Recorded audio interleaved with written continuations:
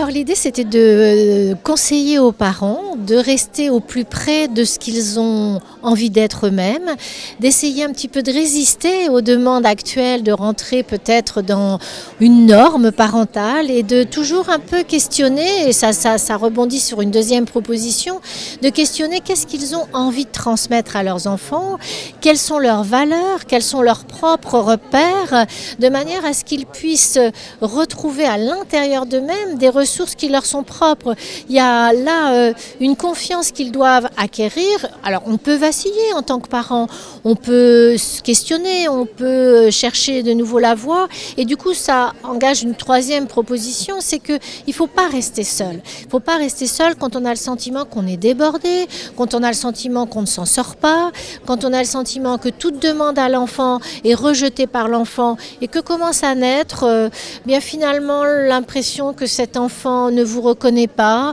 que vous n'êtes plus légitime, qu'il y a une crainte majeure, c'est qu'il y ait du désamour avec tout ce que ça comporte de crainte pour le parent. Donc vous voyez, à la fois essayer de se construire son histoire personnelle dans la relation à l'enfant, chercher un peu qui on est et vouloir et questionner ce qu'on a envie de construire, de fabriquer, de créer avec son propre enfant,